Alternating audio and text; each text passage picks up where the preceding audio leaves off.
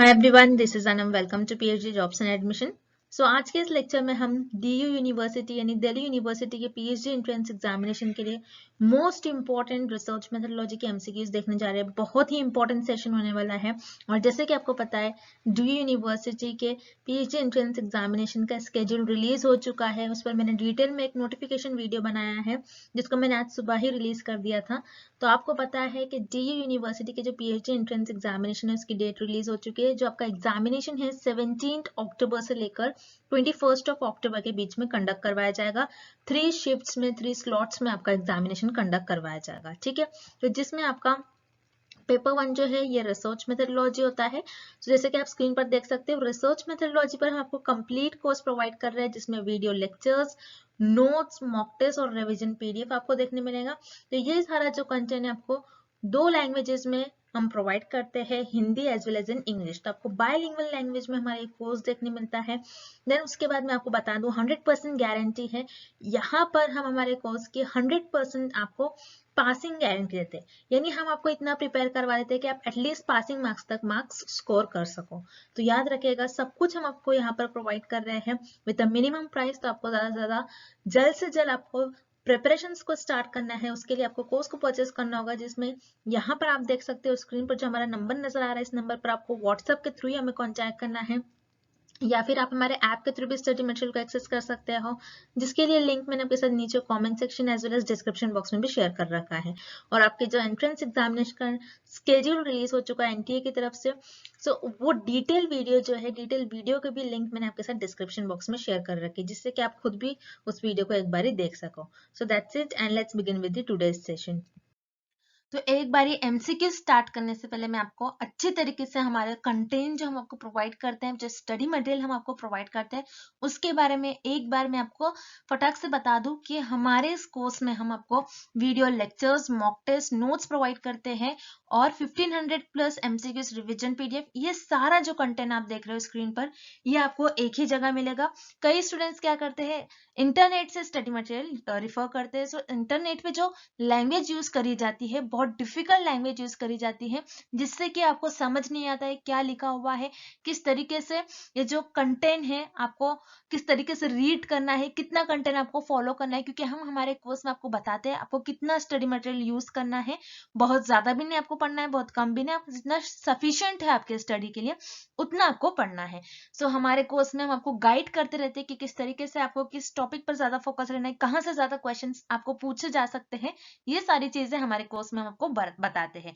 सो हमारे ये जो कोर्स है, हम आपको गारंटी के साथ कहते हैं कि हमारे इसी कोर्स से आपको एग्जाम में 30 से 35 क्वेश्चन डायरेक्टली पूछे जाएंगे। तो जल्द से जल्द आपको कोर्स को परचेस करना है। परचेस करने के लिए स्क्रीन पर ये जो नंबर नजर आ रहा है, इस पर व्हाट्सएप के थ्रू हमें कॉन्टैक्ट करना है। याद रखिएगा, नॉर्मल कॉल इस नंबर पर नहीं लगेगा और आप हमारे इस ऐप के थ्रू भी स्टडी मटेरियल को एक्सेस कर सकते हो। सो ऐप को एक्सेस करने के लिंक मैंने आपके साथ डिस्क्रिप्शन बॉक्स में प्रोवाइड कर रखी है।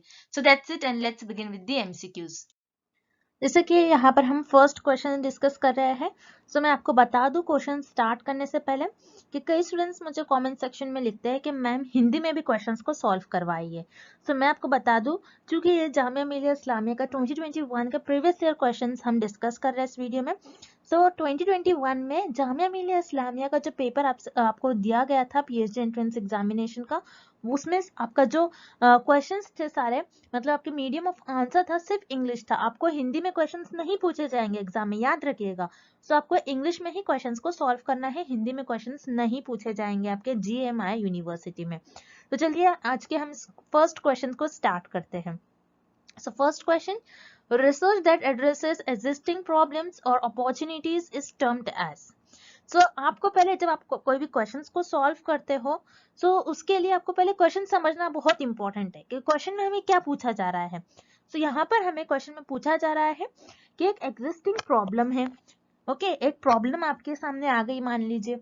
आप उस प्रॉब्लम को एड्रेस करो। उस प्रॉब्लम को मान लीजिए आप सॉल्व कर रहे हैं, कुछ प्रॉब्लम आ रही है उसको आप सॉल्व कर रहे हो। ये कौन से रिसर्च के अंडर बिलोंग करेगा या फिर कौन से रिसर्च के अंडर ये आएगा।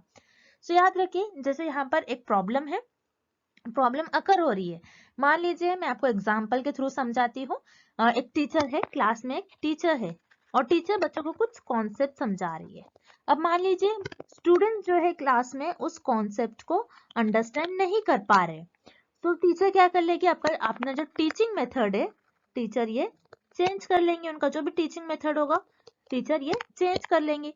चेंज करने की वजह से जो स्टूडेंट्स है उस कॉन्सेप्ट को इजीली समझ पाएंगे। तो यहाँ पर टीचर ने क्या करा, एक कॉन्सेप्ट क्लास में बच्चों को समझाया, उस एक मेथड से समझाया होगा, ठीक है। एक्स वाई एक मेथड होगा, मान लीजिए एक्स वाई जेड एक मेथड होगा, और उस मेथड से जो टीचर है वो क्लास में स्टूडेंट्स को एक कॉन्सेप्ट बता रही है, लेकिन स्टूडेंट क्या हो गया, समझ नहीं पाए। तो टीचर के पास ये प्रॉब्लम आ गई, क्योंकि बच्चे क्या कर रहे हैं, उस कॉन्सेप्ट को समझ नहीं पा रहे, ये एक प्रॉब्लम है, समझ लीजिएगा आप, ये एक प्रॉब्लम है। अब टीचर ने क्या कर लिया, एक दूसरा मेथड अपनाया, ओके दूसरे मेथड से स्टूडेंट्स को उस कॉन्सेप्ट को समझाने की कोशिश करी। सो टीचर ने यहाँ पर क्या कर लिया, एक प्रॉब्लम एग्जिस्ट हो गई और उस प्रॉब्लम का यहाँ पर टीचर ने सोल्यूशन निकाल लिया, उस प्रॉब्लम को एड्रेस कर लिया। तो यहाँ पर टीचर ने इमीडिएट प्रॉब्लम का सोल्यूशन निकाल लिया, यानी एक प्रॉब्लम एग्जिस्ट कर रही थी उसको टीचर ने सॉल्व कर दिया, जिससे कि स्टूडेंट्स उस कॉन्सेप्ट को समझ पा रहे थे। ओके सो यहाँ पर टीचर ने कौन सी रिसर्च का यूज करा, एक्शन रिसर्च का यूज करा, क्योंकि एक्शन रिसर्च एक ऐसी रिसर्च होती है जिससे कि आप जो प्रॉब्लम एग्जिस्ट कर रहे हो उसका इमीडिएटली उसको एड्रेस कर सकते हो, उसका सोल्यूशन आप फाइंड आउट कर सकते हो। ओके सो यहाँ पर एक्शन का मतलब क्या होता है, जो इमीडिएट चीजें होती है, यानी प्रॉब्लम एग्जिस्ट हो रही है, फिर उसके बाद आपने क्या करा, उसका सोल्यूशन फाइंड आउट करा। सो इस क्वेश्चन का आपका करेक्ट ऑप्शन हो जाएगा ऑप्शन ए, एक्शन रिसर्च, क्योंकि जो भी प्रॉब्लम एग्जिस्ट हो रही है उसको टीचर ने एड्रेस करा, उसका सोल्यूशन निकाल लिया। सो ऐसा सिर्फ और सिर्फ हम एक्शन रिसर्च में करते हैं। अब जो रिमेनिंग ऑप्शन रह गए उन्हें भी हम एक एक बारी देख लेते हैं। So option B descriptive research. Descriptive research क्या होती है, डिस्क्रिप्टिव नेम से ही मीनिंग आपको पता चलेगा, यानी आप किसी फेनोमेना को डिस्क्राइब करते हैं। सो याद रखिएगा डिस्क्रिप्टिव रिसर्च में आपके पास पहले से ही इंफॉर्मेशन प्रेजेंट होती है, पहले से ही कोई फेनोमेना प्रेजेंट होता है, उस फेनोमेना को आप एनालाइज करके उसको एज इट इज डिस्क्राइब करते हो। सो यहाँ पर डिस्क्रिप्टिव रिसर्च में आप किसी प्रॉब्लम को सॉल्व नहीं करते हो, किसी प्रॉब्लम को एड्रेस नहीं करते हो। सो यहाँ पर आपका ऑप्शन भी इनकरेक्ट हो गया। उसी तरीके से option C ex post facto research. Ex post facto कब होता है, जब कोई फिनोमेना अकर हो जाता है उसके बाद आप उस पर स्टडी परफॉर्म करते हो, उसे हम कहते हैं exposed facto research. And last historical research. Historical research में आप क्या करते हो, हिस्ट्री से रिलेटेड जो इवेंट्स अकर हो जाते हैं उस पर आप स्टडी करते हो और आप देखते हो कि प्रेजेंट में उसका क्या यूज हो सकता है। सो ऐसी एक्सपोज फैक्टो रिसर्च और हिस्टोरिकल रिसर्च में आप किसी भी प्रॉब्लम का सोल्यूशन नहीं बताते हो। सो यहाँ पर आपका ऑप्शन सी और डी ये दोनों भी इनकरेक्ट हो जाएंगे और इस क्वेश्चन का आपका राइट आंसर हो जाएगा ऑप्शन ए, एक्शन रिसर्च। नेक्स्ट क्वेश्चन देखते हैं हम। A test of significance used for nominal and ordinal measurements is known as. So इस क्वेश्चन में पूछा जा रहा है कि नॉमिनल और ऑर्डिनल डेटा जो भी होता है आपका उसको टेस्ट करने के लिए, यानी नॉमिनल डेटा या ऑर्डिनल डेटा, ये दोनों भी डेटा को टेस्ट करने के लिए आप किस टेस्ट का यूज करोगे। तो याद रखिएगा नॉमिनल एंड ऑर्डिनल ये क्या होता है, पहले तो आपको ये पता होना चाहिए, क्वेश्चन को अच्छी तरीके से आपको पहले समझना है कि क्वेश्चन क्या पूछ रहा है। तो नॉमिनल क्या होता है, नॉमिनल और ऑर्डिनल ये आपके स्केल ऑफ मेजरमेंट्स होते हैं, जिनमें आपके पास कुछ डेटा होता है, आप उस डेटा को मेजर कर सकते हो। सो नॉमिनल स्केल ऑफ मेजरमेंट क्या होता है, नॉमिनल में आपके पास जो भी डेटा होता है आप उस डेटा के कैरेक्टरिस्टिक्स के बेसिस पर उसको डिवाइड करते हो। अब मान लीजिए नॉमिनल में मेरे पास कुछ डेटा है, मैंने उस डेटा को डिवाइड कर लिया। सो डेटा किस टाइप का होगा, मान लीजिए मैं किसी पॉपुलेशन पर स्टडी कर रही हूँ। सो पॉपुलेशन में क्या आते हैं, मेल और फीमेल, ये दोनों भी आ जाएंगे। सो अब मैं क्या करूंगी, इनके कैरेक्टरिस्टिक्स के बेसिस पर इनको डिवाइड कर लूंगी, मेल का एक ग्रुप बना लूंगी और फीमेल का एक ग्रुप बना लूंगी। अब मैं इन पर स्टडी परफॉर्म करूंगी, जिससे कि इजीली मैं इन पर स्टडी परफॉर्म कर सकती हूँ। ओके तो आपने क्या करा, उनके कैरेक्टरिस्टिक्स के बेसिस पर डेटा को डिवाइड कर लिया। सो ये हो गया आपका nominal scale of measurement. Ordinal scale क्या होता है, जिसमें आपके पास जो भी डेटा होता है आप उसको कैरेक्टरिस्टिक्स के बेसिस पर तो डिवाइड करते हो, एज वेल एज उसी के साथ साथ आप उस डेटा को रैंक देते हो। अब जैसे मान लीजिए आपके पास कुछ डेटा है, आप उसको रैंक कर रहे हो किस तरीके से, फॉर एग्जाम्पल शर्ट्स के साइजेस, आप जैसे शर्ट्स बाय करने जाते हो मार्केट में तो आपको साइजेस पता होंगे, शर्ट्स के साइजेस क्या होते हैं, स्मॉल, मीडियम एंड लार्ज। तो ये शर्ट्स के साइजेस होते हैं जिसको हमने एक ऑर्डर में अरेंज करा है। तो ये होता है आपका ऑर्डिनल डेटा, जिसमें आप जो आपके पास डेटा होता है उसको रैंक देते हो। अब हमें इस क्वेश्चन में पूछा जा रहा है कि नॉमिनल स्केल में और नॉमिनल मेजरमेंट में आपके पास जो भी डेटा होता है आप किस टेस्ट के थ्रू आप उसका टेस्ट करोगे उस डेटा का, ओके नॉमिनल में और ऑर्डिनल में। ये आपको समझ में आ गया। अब इसके बाद आपको पता होना चाहिए कि टेस्ट कौन से, हमें जो ऑप्शन दिए गए हैं, ये सारे जो ऑप्शन हमें दिए गए हैं ये डिफरेंट डिफरेंट टेस्ट के दिए गए हैं। ओके, सो ये जो सारे जो टेस्ट है ये आपके पैरामेट्रिक और नॉन पैरामेट्रिक टेस्ट के अंदर आते हैं, जिसमें आप हाइपोथेसिस के थ्रू इन्हें टेस्ट करते हैं। किस तरीके से, आपको ये डायग्राम याद रखना है, इंपॉर्टेंट डायग्राम है, आपको ये याद रखना है। मैं ये रब कर लेती हूँ। तो यहाँ पर आपको पता होना चाहिए कि पैरामेट्रिक और नॉन पैरामेट्रिक टेस्ट क्या होता है। सो उसके लिए आपको पता होना चाहिए हाइपोथेसिस। हाइपोथेसिस क्या होता है? हाइपोथेसिस एक टेंटेटिव स्टेटमेंट होता है, कुछ समय के लिए आप मान लेते हो कि ऐसा करने से ऐसा हो सकता है। तो यहाँ पर आप प्रिडिक्शन करते हो, आप गेसेस करते हो और उसी को अपने रिसर्च में टेस्ट करते हो। सो हाइपोथेसिस दो टाइप की होती है, एक होती है नल हाइपोथेसिस, एक होती है ऑल्टरनेटिव हाइपोथेसिस। तो जब भी रिसर्चर रिसर्च करते हैं तो सिर्फ और सिर्फ अपनी नल हाइपोथेसिस का रिसर्चर टेस्ट करते हैं। ये भी याद रखना है, एग्जाम में इस पर भी क्वेश्चन पूछा जा सकता है। अब नल हाइपोथेसिस में हाइपोथेसिस टेस्टिंग होता है, क्योंकि नल हाइपोथेसिस को आप टेस्ट कर रहे हो। ओके, सो किस तरीके से आप टेस्ट करोगे? ये स्टैटिस्टिकल टेस्ट होते हैं, जिसमें आप मैथमेटिकल का यूज करोगे। ओके, तो स्टैटिस्टिकल टेस्ट जो होते हैं ये अगेन दो टाइप्स के होते हैं, जिसमें होता है parametric test and non parametric test. अब पैरामेट्रिक टेस्ट क्या होता है, आपको इसका मीनिंग पता होना चाहिए। पैरामेट्रिक टेस्ट का मतलब होता है, मान लीजिए आपके पास जो भी डेटा है आपने उसे डिस्ट्रीब्यूट कर दिया, और आपका जो डिस्ट्रीब्यूशन है यहाँ पर पैरामेट्रिक टेस्ट में हम अज्यूम करते हैं कि डिस्ट्रीब्यूशन नॉर्मल है, यानी आपका डिस्ट्रीब्यूशन कुछ इस टाइप का दिखेगा। लेकिन नॉन पैरामेट्रिक टेस्ट का मतलब क्या होता है? आपका डिस्ट्रीब्यूशन नॉर्मल अज्यूम नहीं करते हो आप, आपका डिस्ट्रीब्यूशन नॉर्मल छोड़कर आगे कुछ भी हो सकता है। ओके, सो वो होता है आपका नॉन पैरामेट्रिक टेस्ट। अब याद रखिएगा, पैरामेट्रिक टेस्ट में आपके कौन कौन से टेस्ट आते हैं? T test, G test, F test and ANOVA test, ये सारे टेस्ट आते हैं। अब मैं यहाँ पर आपको इस क्वेश्चन में डिटेल में नहीं बताऊंगी, वरना बहुत लंबा हो जाएगा ये सेशन, क्योंकि टी टेस्ट, जी टेस्ट ये मैंने अपने लेक्चर सीरीज में बहुत अच्छी तरीके से बता रखी हूँ, और मैंने अपने नोट्स में भी इसको सिंपल लैंग्वेज में एक्सप्लेन करा है। अब वहां से रीड कर लीजिएगा अगर आपने हमारा कोर्स परचेस किया होगा तो। अब मैं आपको बता दूं कि पैरामेट्रिक टेस्ट के अंदर जनरली जो आपके पास डेटा होता है ये नंबर्स के फॉर्म में होता है। ओके, पैरामेट्रिक टेस्ट में आपके पास जो भी डेटा होगा ये नंबर्स के फॉर्म में होगा, लेकिन नॉन पैरामेट्रिक टेस्ट में आपके पास जो भी डेटा होता है ये नंबर्स के फॉर्म में नहीं होगा। आपके पास डेटा ये आपका न्यूमेरिकल फॉर्म में नहीं होगा आपके पास डेटा, आपको बस इतना ही याद रखना है। पैरामेट्रिक टेस्ट में आपके पास जो भी डेटा होगा ये नंबर्स के फॉर्म में होगा, और नॉन पैरामेट्रिक टेस्ट में आपके पास नंबर्स के फॉर्म में डेटा नहीं होता है।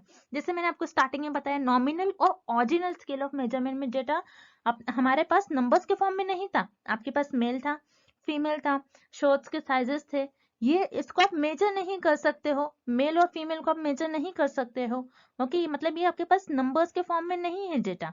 सो इसीलिए nominal and ordinal measurement of scale के में आपके पास जो भी डेटा होता है उस डेटा का टेस्ट करने के लिए आप यहाँ पर आपको काय स्क्वायर टेस्ट का आप यूज करोगे। अब जाहिर सी बात है, अगर आप क्वेश्चन में जो ऑप्शंस है उनको एलिमिनेट कर दो, क्योंकि आपको इतना पता होना चाहिए पैरामेट्रिक टेस्ट क्या होता है, जिसमें आपका डिस्ट्रीब्यूशन नॉर्मल होता है। अब पैरामेट्रिक टेस्ट के अंदर आता है T test and ji test. So parametric test, T test और जी टेस्ट, ये तीनों तो हो नहीं सकते, क्योंकि पैरामेट्रिक टेस्ट के टाइप्स है T test and ji test.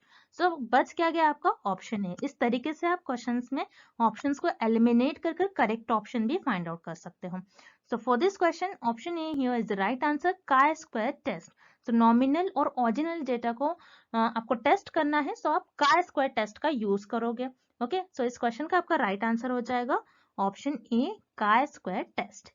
Next, study involving intervention manipulation of one or more variables by the researcher beyond that required for measurement to determine the effect on another variable refers to। So इस question में हमें पूछा जा रहा है कि एक study perform करी गई है जिसमें रिसर्चर जो है वेरिएबल को मैनिपुलेट कर रहे हैं, एक और एक से ज्यादा वेरिएबल को मैनिपुलेट कर रहे हैं। मैनिपुलेट का मतलब होता है चेंज कर रहे हैं, उसमें कुछ चेंजेस कर रहे हैं, हेरफेर कर रहे हैं वेरिएबल्स में। एंड यहाँ पर क्या कर रहे हैं? रिसर्चर वेरिएबल्स को मेजर कर रहे हैं, क्या डिटरमाइन करने के लिए कि एक वेरिएबल का दूसरे वेरिएबल पर किस तरह इफेक्ट हो रहा है, ये चेक करने के लिए रिसर्चर ये स्टडी परफॉर्म कर रहे हैं। सो ये स्टडी कौन सी स्टडी होगी, कौन सी रिसर्च डिजाइन होगी, हमें ये पता करना है। सो याद रखिएगा, ये आपकी डेफिनेशन हो जाएगी एक्सपेरिमेंटल स्टडी की। सो एक्सपेरिमेंटल स्टडी होती क्या है, इसके लिए आपको एक एग्जांपल के थ्रू मैं अच्छे तरीके से समझा दूंगी जिससे कि आप कभी नहीं भूलोगे। अब एक्सपेरिमेंटल स्टडी क्या होती है, याद रखिएगा, एक्सपेरिमेंटल स्टडी जिसमें आप एक्सपेरिमेंट परफॉर्म करो उसे नहीं कहते हैं। मेजरली हम एक्सपेरिमेंटल स्टडी में वेरिएबल्स को टेस्ट करते हैं, वेरिएबल्स को मेजर करते हैं। वेरिएबल्स का मतलब क्या होता है, हम बार बार वेरिएबल्स बोलते हैं, वेरिएबल्स का मतलब क्या होता है, जो वेरी कर रहे हो। वेरिएबल वेरी इस वर्ड से बना है, वेरी। वेरी का मतलब है जो चेंज होता रहता है, कुछ चेंज करने पर वो चेंज हो जाए, उसे हम कहते हैं वेरिएबल्स। अब एक्सपेरिमेंटल स्टडी में दो टाइप्स के वेरिएबल होते हैं, एक होता है इंडिपेंडेंट वेरिएबल, एक होता है डिपेंडेंट वेरिएबल। सो आप एक्सपेरिमेंटल रिसर्च में और एक्सपेरिमेंटल स्टडी में इंडिपेंडेंट वेरिएबल का इफेक्ट देखते हो कि डिपेंडेंट वेरिएबल पर वो कैसा इफेक्ट बता रहा है। अब यहाँ पर इंडिपेंडेंट वेरिएबल, इंडिपेंडेंट वेरिएबल क्या हो जाएगा, वाटर, मान लीजिए फॉर एग्जांपल वाटर, और डिपेंडेंट वेरिएबल है आपका प्लांट ग्रोथ। मतलब आप यहाँ पर क्या कर रहे हो, एक प्लांट है उससे आप पानी दे रहे हो और आप देख रहे हो कि पानी डालने से उस प्लांट की ग्रोथ किस तरीके से हो रही है। तो यहाँ पर वाटर जो है आपका इंडिपेंडेंट वेरिएबल है जिससे आप मैनिपुलेट कर सकते हो, यानी जिसमें आप चेंजेस कर सकते हो, यानी आप वाटर की क्वांटिटी कम ज्यादा कर सकते हो। मान लीजिए एक दिन आपने 10 लीटर वाटर दे दिया कोई प्लांट को, ओके, एक दिन आपने कुछ 2 लीटर पानी दे दिया प्लांट को। तो यहाँ पर आप क्या कर रहे हो, वाटर की क्वांटिटी कम ज्यादा कर रहे हो, आप प्लांट की ग्रोथ की क्वांटिटी कम ज्यादा नहीं कर सकते, ये आपके कंट्रोल में नहीं होता है डिपेंडेंट वेरिएबल, इसको आप ऑब्जर्व करते हो। ओके, डिपेंडेंट वेरिएबल को आप हमेशा ऑब्जर्व करते हो और इंडिपेंडेंट वेरिएबल को आप मैनिपुलेट करते हो, चेंज करते रहते हो, ये आपको याद रखना है, बहुत इंपॉर्टेंट बात है। अब इंडिपेंडेंट वेरिएबल हो गया आपका इस केस में, इस स्टडी में वाटर, आप वाटर की क्वांटिटी कम ज्यादा कर देख रहे हो कि प्लांट की ग्रोथ किस तरीके से हो रही है, किस तरीके से प्लांट बढ़ रहा है। सो ये हो गया आपकी एक्सपेरिमेंटल स्टडी। सो यहाँ पर आप इंडिपेंडेंट वेरिएबल का इफेक्ट देख रहे हो डिपेंडेंट वेरिएबल पर। सो बेसिकली यही होती है आपकी एक्सपेरिमेंटल स्टडी जिसमें आप इंडिपेंडेंट वेरिएबल का इफेक्ट देखते हो, यानी वेरिएबल्स को आप मेजर करते हो। सो इस क्वेश्चन का आपका राइट आंसर होगा एक्सपेरिमेंटल स्टडी। अब रिमेनिंग ऑप्शंस भी हम देख लेते हैं। एक्सप्लोरेटरी स्टडी, एक्सप्लोरेटरी रिसर्च क्या होती है और एक्सप्लोरेटरी स्टडी क्या होती है, जिसमें आप ऐसे फेनोमेना को और अच्छी तरीके से जानते हो जिसमें आपको कंफ्यूजन, मतलब मान लीजिए ऐसा फेनोमेना जो कि वेल डिफाइंड नहीं है, उसको आप वेल डिफाइंड करने की कोशिश करते हो।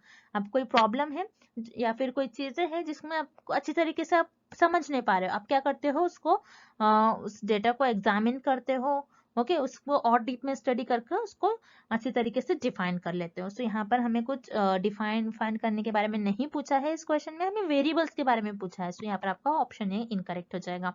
एक्सपोज फैक्टर डिजाइन क्या होता है, कोई फेनोमेना अकर होता है उसके बाद आप उस पर स्टडी करते हो, और हिस्टोरिकल रिसर्च और पुराने इवेंट्स पर, जो पास्ट इवेंट्स अकर हो जाते हैं उस पर आप स्टडी करते हो। सो ये भी आपका यहाँ पर ऑप्शन सी और डी इस क्वेश्चन का राइट आंसर नहीं होगा, इस क्वेश्चन का आपका राइट आंसर होगा experimental study.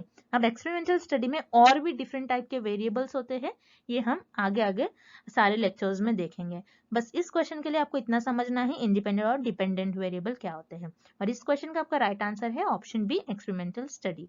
Next, type 2 error arises when. So इस क्वेश्चन में हमें पूछा जा रहा है कि टाइप 2 एरर कब होता है। सो मैं आपको बता दूं, जैसे कि हम बहुत बार पढ़ते आते हैं टाइप 1 एरर, टाइप 2 एरर। सो ये होते क्या है टाइप 1 एरर, टाइप 2 एरर, बहुत से बच्चे बस रट लेते हैं type 1 error and type 2 error, लेकिन उनको पता ही नहीं होता कि टाइप 1 एरर मतलब क्या, टाइप 1 एरर किसे कहते हैं, हम कहाँ से आया है ये word type 1 error, type 2 error. सबको पता होना चाहिए जब भी रिसर्च अपनी हाइपोथेसिस को टेस्ट करते हैं। सो हाइपोथेसिस क्या होता है, पहले तो आपको ये पता होना चाहिए। हाइपोथेसिस एक टेंटेटिव स्टेटमेंट होता है, टेंटेटिव यानी टेम्पररी स्टेटमेंट होता है, कुछ समय के लिए आप मान लेते हो कि ऐसा करने से ऐसा हो सकता है। जैसे मैंने यहाँ पर मान लिया कि हो सकता है कि मैं किसी पेशेंट को 50 ग्राम की वेटेज की कोई ड्रग दूंगी तो हो सकता है कि वो पेशेंट क्योर हो जाए उस डिसीज से। तो ये मेरी प्रिडिक्शन है, ये मुझे ऐसा लगता है, ये मेरे नॉलेज के बेसिस पर ये मैंने एक प्रिडिक्ट कर दिया। सो इसे हम कहते हैं हाइपोथेसिस। ओके, अब जब भी रिसर्चर हाइपोथेसिस को टेस्ट करते हैं तो अपनी नल हाइपोथेसिस को टेस्ट करते हैं। अब नल हाइपोथेसिस क्या होती है, ये बताती है कि वेरिएबल्स के बीच में कोई रिलेशन नहीं है। सो ये इसे हम डिटेल में पढ़ेंगे आगे आने वाले लेक्चर्स में। सो याद रखिए, रिसर्चर अपने हाइपोथेसिस को टेस्ट करते हैं, तो हाइपोथेसिस को टेस्ट करने के लिए नल हाइपोथेसिस का रिसर्चर यूज करते हैं, यानी नल हाइपोथेसिस को हमेशा टेस्ट करा जाता है। सो नल हाइपोथेसिस को जब रिसर्चर टेस्ट करते हैं सो रिसर्चर से समटाइम्स कुछ मिस्टेक्स हो जाती है, मिस्टेक्स को ही हम कहते हैं एरर, उसी मिस्टेक्स को हम कहते हैं रिसर्च में एरर्स। ओके, कभी कभार आपसे भी अगर कोई आप मैथ्स कर रहे हो तो कुछ गलती हो जाती है मेजरमेंट्स में, सो क्या होती है आपकी मिस्टेक्स होती है, और उन्हीं मिस्टेक्स को रिसर्च में कहा जाता है एरर। सो ये जो एरर होते हैं ये बेसिकली दो टाइप्स के एरर होता है, type 1 error and type 2 error. अब टाइप 1 एरर क्या होता है, टाइप 2 एरर क्या होता है, ये किस तरीके से आपको पता चलेगा, उसके लिए आपको ये डायग्राम याद रखना बहुत इंपॉर्टेंट है। ओके, सो ये डायग्राम क्या बता रहा है हमें, ये मैं रब कर देती हूँ जिससे कि आपको डायग्राम इजीली समझ में आ जाए। ये type 1 error and type 2। Okay, अब ये डायग्राम हमें क्या बता रहा है, ये कि टाइप 1 एरर कब अकर होता है, टाइप 2 एरर कब अकर होता है। बहुत इंपॉर्टेंट डायग्राम है, बहुत इंपॉर्टेंट है, क्योंकि एग्जाम में टाइप 1 एरर पे क्वेश्चन आता है या फिर टाइप 2 एरर पर कंपलसरी ये क्वेश्चन आता ही है। सो अब यहाँ पर हम पहले देखेंगे कि टाइप 1 एरर कब अकर होता है, जब आपकी नल हाइपोथेसिस, ये नल हाइपोथेसिस का सिंबल होता है, जब आपकी नल हाइपोथेसिस ट्रू होती है यानी करेक्ट होती है आपकी नल हाइपोथेसिस, आप उसे क्या करते हो, रिजेक्ट कर लेते हो, यानी आपका जो नल हाइपोथेसिस है वो उसके आपके जो रिजल्ट आ रहे हैं करेक्ट आ रहे हैं, लेकिन आप क्या कर देते हो, उसको रिजेक्ट कर देते हो, यानी यहाँ पर आप क्या कर रहे हो, मिस्टेक कर रहे हो, बहुत बड़ी मिस्टेक कर रहे हो, करेक्ट आने के बावजूद आप क्या कर लिया, आपने रिजेक्ट कर लिया। जैसे मान लीजिए आप किसी स्टूडेंट का पेपर चेक कर रहे हो, कोई आंसर करेक्ट है, फिर भी आपने उसे क्या कर लिया, रॉन्ग करार दिया। ओके, आपने क्या करा, उस आंसर को आपने रॉन्ग कर दिया, लेकिन वो आंसर तो उस बच्चे का करेक्ट था। सो यहाँ पे आपने क्या कर लिया, मिस्टेक कर लिया। सो इसी मिस्टेक को रिसर्च में कहा जाता है एरर। सो याद रखिएगा, जब भी आपकी नल हाइपोथेसिस ट्रू होती है, ट्रू होने पर आपने उसे क्या कर लिया, रिजेक्ट कर लिया। सो ये आपका होता है टाइप 1 एरर। और टाइप 2 एरर क्या होता है, जब भी आपकी नल हाइपोथेसिस फॉल्स होती है, यानी आपकी नल हाइपोथेसिस इनकरेक्ट होती है, गलत होती है आपकी नल हाइपोथेसिस, गलत होने पर भी आप उसे क्या कर ले रहे हो, एक्सेप्ट कर ले रहे हो। सो ये कौन सा एरर हो गया, टाइप 2 एरर। सो याद रखिए, टाइप 1 एरर को अल्फा एरर भी कहते हैं और टाइप 2 एरर को बीटा एरर भी कहते हैं। सो टाइप 2 एरर कब अकर हुआ, जब आपकी नल हाइपोथेसिस फॉल्स थी, यानी गलत होने के बावजूद भी आपने उसको क्या कर लिया, एक्सेप्ट कर लिया। तो ये हो गया आपकी टाइप 2 एरर। जैसे फॉर एग्जांपल अगेन हम वही लेते हैं, बहुत अच्छी एग्जांपल है जिससे कि आपको इजीली समझ में आ जाए। एक बच्चे आपने क्या करा, एक स्टूडेंट का पेपर चेक करा, उस स्टूडेंट का उस क्वेश्चन का आपका आंसर जो था उस स्टूडेंट ने रॉन्ग मार्क करा था। ओके, उस क्वेश्चन का आंसर होना चाहिए था ए, लेकिन वो स्टूडेंट ने मार्क कर लिया था सी। तो यहाँ पर आपने क्या कर लिया, उस स्टूडेंट को जो क्वेश्चन था उसको आपने मार्क्स दे दिया, यानी उसको आपने एक्सेप्ट कर लिया वही क्वेश्चन। तो यहाँ पर आपने क्या कर लिया, मिस्टेक कर ली। तो इसी मिस्टेक को रिसर्च में क्या कहते हैं, एरर्स। सो याद रखिएगा, टाइप 2 एरर कब अकर होता है, जब आपकी नल हाइपोथेसिस फॉल्स हो, यानी स्टूडेंट का आंसर इनकरेक्ट है, फिर भी आपने उसे एक्सेप्ट कर लिया। सो ये कौन सी एरर हो गई, टाइप 2 एरर। सो यहाँ पर टाइप 2 एरर कब होगी, जब आपकी नल हाइपोथेसिस फॉल्स है, लेकिन फिर भी आप उसे क्या कर ले रहे हो, एक्सेप्ट कर ले रहे हो। सो ये होती है आपकी टाइप 2 एरर। सो इस क्वेश्चन का आपका राइट आंसर हो जाएगा option D. Next, the researcher is interested in studying the prospectus of a particular political party in an urban area. What tool should he prefer for this study? So इस question में पूछा जा रहा है कि एक रिसर्चर है, उस रिसर्चर ने एक स्टडी करी। रिसर्चर ने क्या स्टडी करी कि ये देखा, उनको ये देखना था कि एक अर्बन एरिया में, अर्बन एरिया मतलब क्या होता है, शहरों में, गांव में नहीं, शहरों में। ओके, शहरों में एक पर्टिकुलर एक कोई पॉलिटिकल पार्टी होगी एक्सवाइजेड, उस पॉलिटिकल पार्टी के जितने के कितने चांस होंगे उस अर्बन एरिया में, ये पता करना है रिसर्चर को। सो रिसर्चर कौन से टूल का यूज करेंगे, हमें ये पता करना है और अच्छी तरीके से समझ जाते हैं। मान लीजिए आप रिसर्चर हो, आपको देखना है अर्बन एरिया में, आपके शहर में, मान लीजिए आप जो भी शहर में रहते हो उस शहर में आपको ये देखना है कि कौन सी पॉलिटिकल पार्टी के जीतने के चांस है, कौन सी पार्टी जीत सकती है, आपको ये देखना है। सो यहाँ पर आप स्टडी परफॉर्म कर रहे हो, सो कौन सा टूल आप यूज करोगे, हमें ये पता लगाना है। सो हम एक एक कर सारे ऑप्शंस देख लेंगे। सो यहाँ पर पहले हम देखेंगे option A, rating scale. Rating scale क्या होती है, यानी आप किसी चीज को रेट करो, किसी चीज को आप नंबरिंग करो। अब जैसे मान लीजिए आप ऑनलाइन शॉपिंग करते हो, तो आपने देखा होगा आप जब भी कोई प्रोडक्ट परचेस करते हो तो वहां पर आपको एक स्केल दी होती है, आपको स्टार देना होता है आउट ऑफ 5। 5 स्टार में से आपको बताना होता है कि आपको कितना प्रोडक्ट अच्छा लगा। अब आप कैसे प्रोडक्ट को परचेस करते हो, आप पहले ये देखते हो ऑनलाइन कि कितने लोगों ने उस प्रोडक्ट को 5 स्टार दिया है। ओके 5 स्टार यानी 5 out of 5 मतलब वो प्रोडक्ट बहुत ही ज्यादा अच्छा है। 4 स्टार यानी ठीक है प्रोडक्ट अच्छा है, वेरी गुड। ओके 5 स्टार यानी एक्सीलेंट। ओके तो आप ये देखते हो जब भी आप कोई प्रोडक्ट परचेस करते हो। सो यहाँ पर बस अगर रेटिंग स्केल करे रिसर्चर तो उससे पता नहीं लग जाएगा, रिसर्चर को आइडिया नहीं होगा, डायरेक्टली रिसर्चर रेटिंग स्केल नहीं कर सकते हैं। ओके क्योंकि डायरेक्टली आप आइडिया नहीं लगा सकते हो। ओके रेटिंग स्केल यानी रेट दे रहे हो आप, बस 5 स्टार 4 स्टार। ओके अब इंटरव्यू देखते हैं हम। ओके रेटिंग स्केल हम ऑप्शन में रखते हैं, या तो ये आंसर होने के चांसेस है, मान लीजिए सब पकड़कर हम चलते हैं। अब इंटरव्यू बच गया आपका स्केड्यूल। इंटरव्यू क्या होता है? इंटरव्यू में पहले आप किसी पर्सनालिटी को आप इनविटेशन देते हो, वो आपका इनविटेशन एक्सेप्ट करते हैं, उसके बाद ही आप इंटरव्यू कंडक्ट करवा सकते हो। अब अर्बन एरिया है यानी पॉपुलेशन बहुत ज्यादा होगी, सो हर एक पर्सन का अगर आप इंटरव्यू लो तो बहुत टाइम हो जाएगा। ओके सो ये पॉसिबल नहीं है ये टूल, अगर एक एक पर्सन का अगर आप इंटरव्यू लोगे तो बहुत टाइम आपका वेस्ट हो जाएगा। उसी तरीके से स्केड्यूल भी इंटरव्यू होता है, जैसे आपने किसी पर्सनैलिटी का इंटरव्यू देखा होगा। स्केड्यूल में क्या होता है, बस जो भी क्वेश्चन इंटरव्यूअर पूछते हैं वो पहले से ही डिसाइड कर लेते हैं, उसे हम कहते हैं स्केड्यूल। और इंटरव्यू में पहले से क्वेश्चंस डिसाइड नहीं होते, वो ऑन द स्पॉट क्वेश्चंस पूछते हैं। सो इंटरव्यू और स्केड्यूल भी एक टाइप का इंटरव्यू होता है।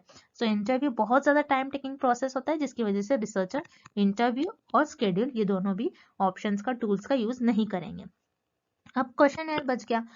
तो मैंने जैसे आपसे कहा था रेटिंग स्केल में आप सिर्फ प्रोडक्ट को रेट कर सकते हो, कोई 5 स्टार दे रहा है, कोई 4 स्टार दे रहा है, लेकिन उससे आप थोड़ी बहुत डिफिकल्ट आप बोल सकते हो कि 40-50 चांस हो सकता है।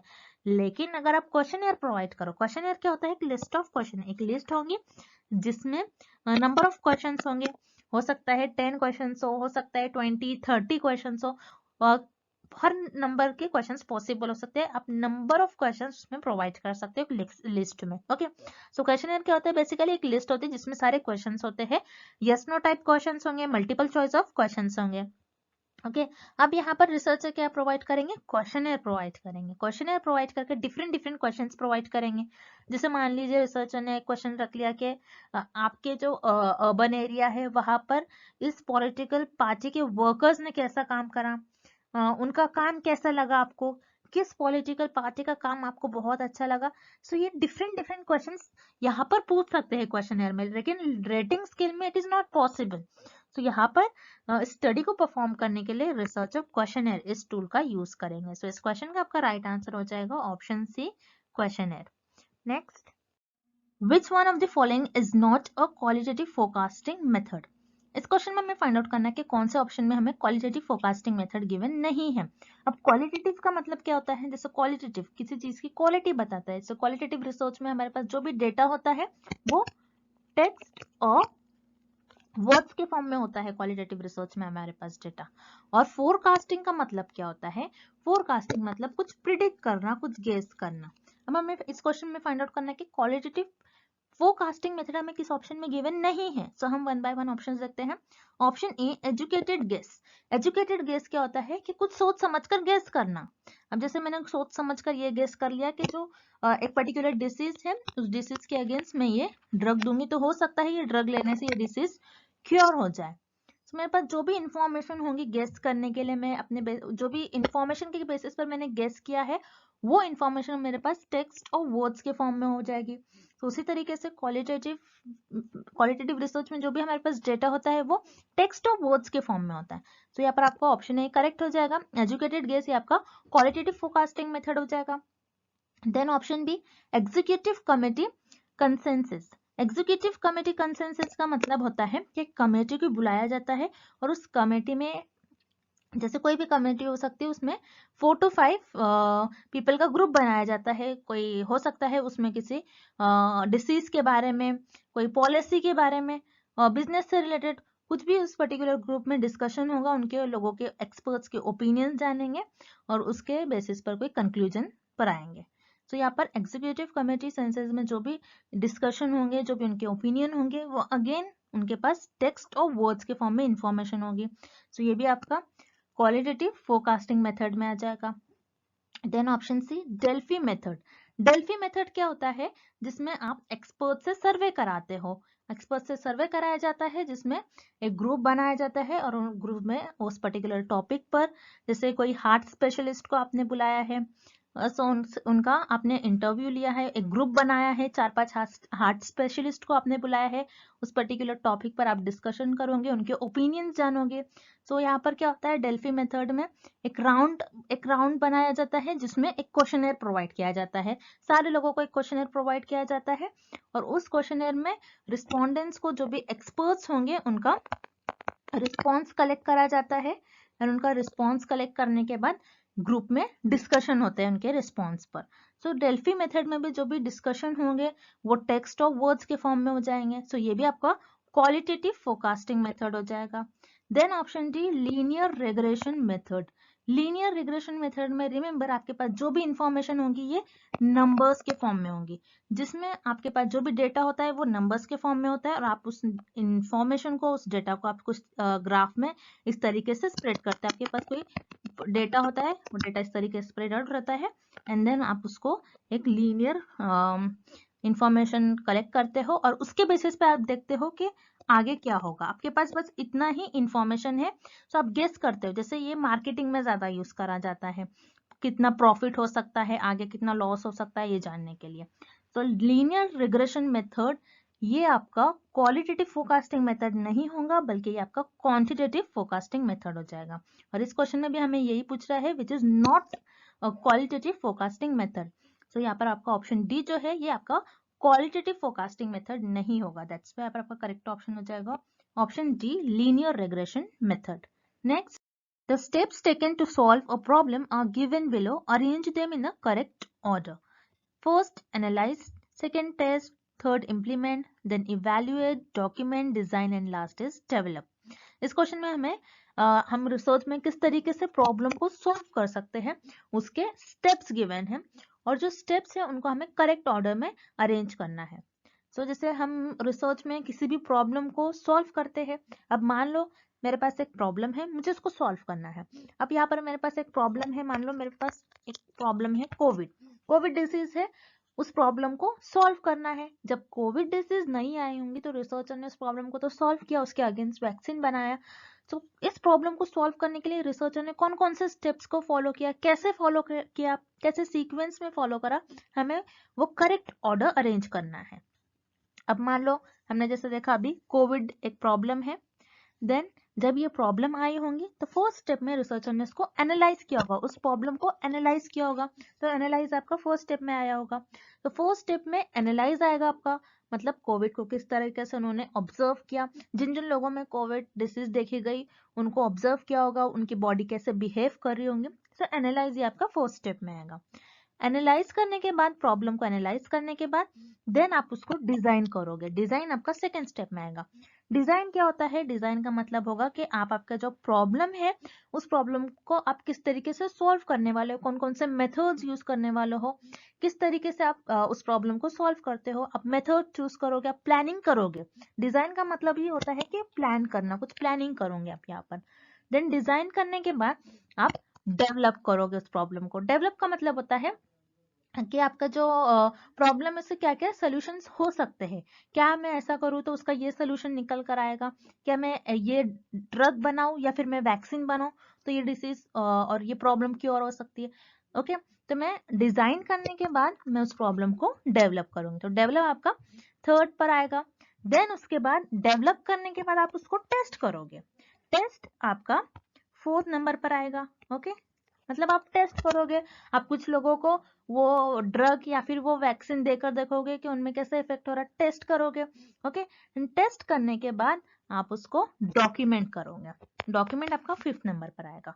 डॉक्यूमेंट मतलब आपने जो भी देखा है, जैसे कि अपने कुछ पॉपुलेशन में से कुछ मेंबर्स को आपने ड्रग देकर देखा, कुछ को वैक्सीन देकर देखा और देखा कि उनकी बॉडी में कैसा इफेक्ट आ रहा है, क्या उन जो कोविड प्रॉब्लम है क्या उनसे क्योर हो रहे या फिर नहीं हो रहे वो ड्रग और वैक्सीन लेने से। आप ये डेटा, ये इंफॉर्मेशन आप लिखोगे, डॉक्यूमेंट करोगे।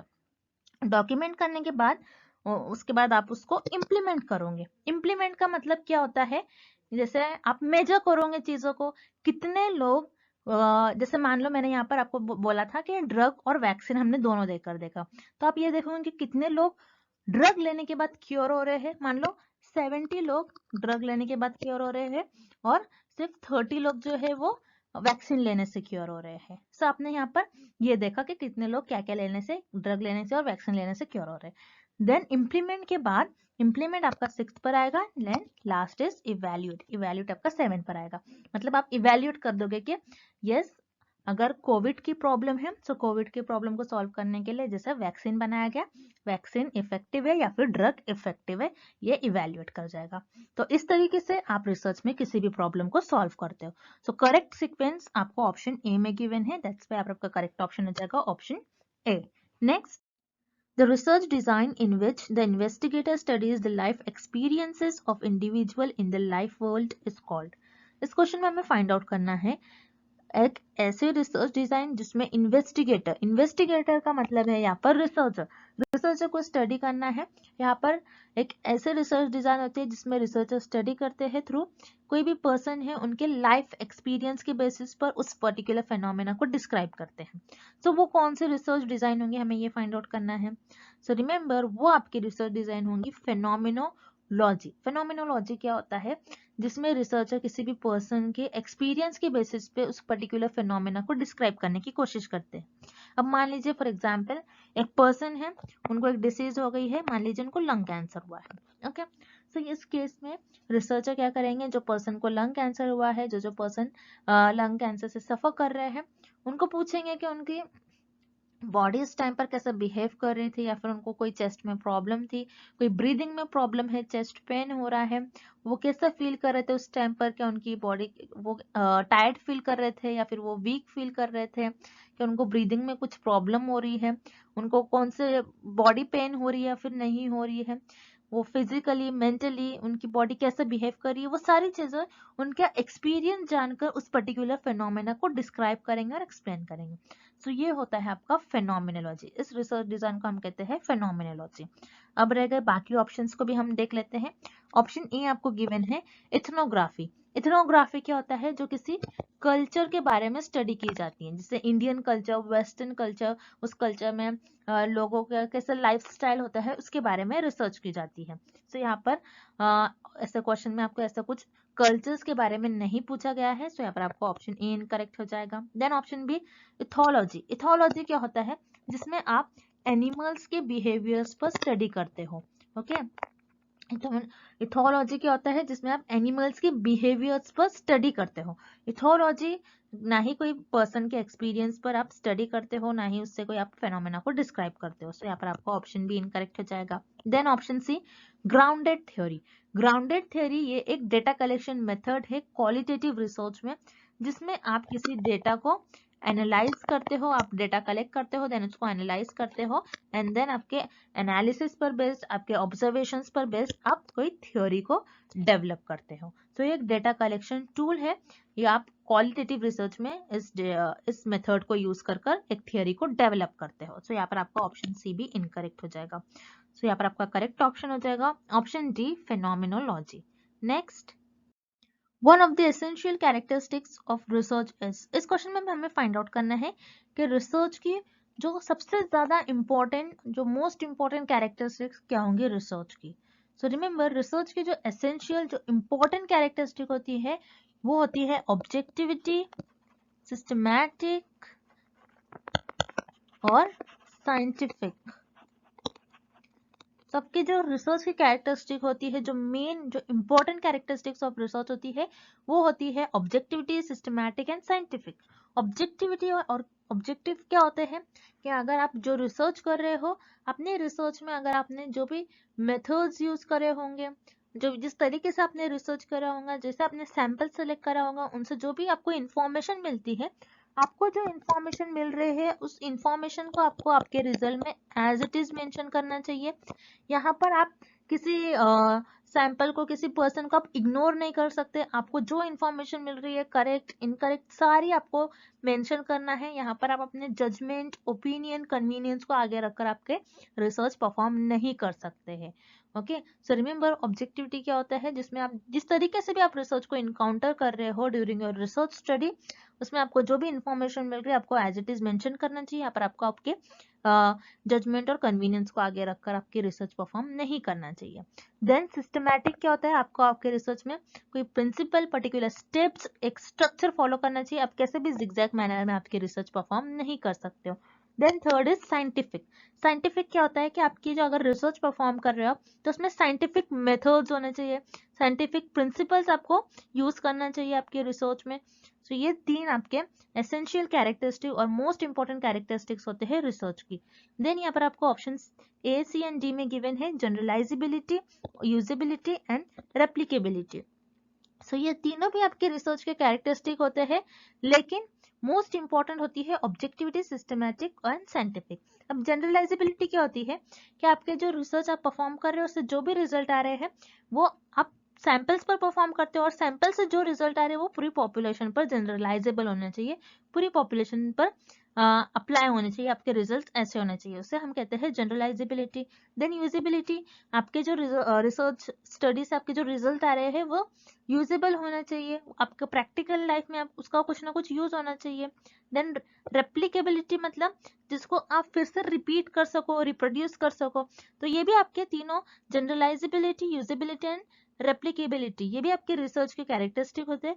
लेकिन यहाँ पर हमको पूछा गया एसेंशियल, जो most important characteristics of research होती है वो होती है objectivity, systematic and scientific. So your correct option is option B, objectivity.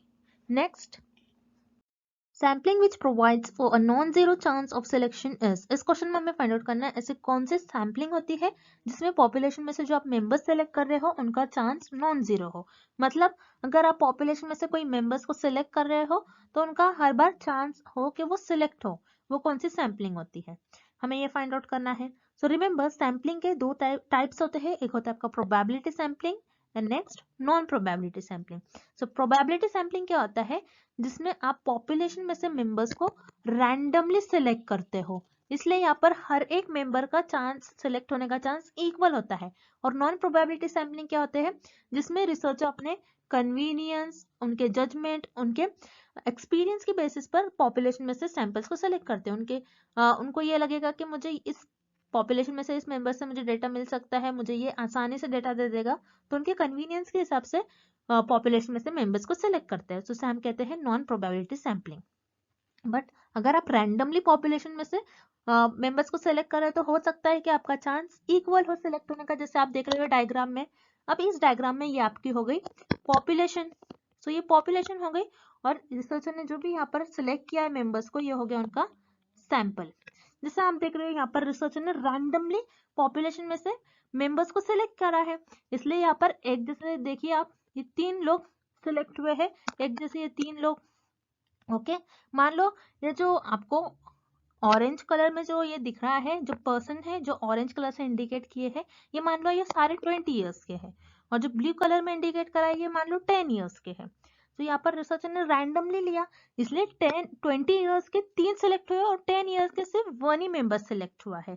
सो इसलिए यहाँ पर रैंडम सैम्पलिंग हुई है। तो प्रोबेबिलिटी सैम्पलिंग में रिसर्चर रैंडमली पॉपुलेशन में से मेंबर्स को सिलेक्ट करता है, इसलिए हो सकता है कि हर एक मेंबर्स के सिलेक्ट होने का चांस इक्वल हो। दैट्स व्हाई अब आपका करेक्ट ऑप्शन हो जाएगा ऑप्शन ए, प्रोबेबिलिटी सैम्पलिंग। सो यहाँ पर आपका ऑप्शन ए करेक्ट हो जाएगा। Next, thank you for watching this video. I hope this lecture is helpful for you all and good luck with your preparations.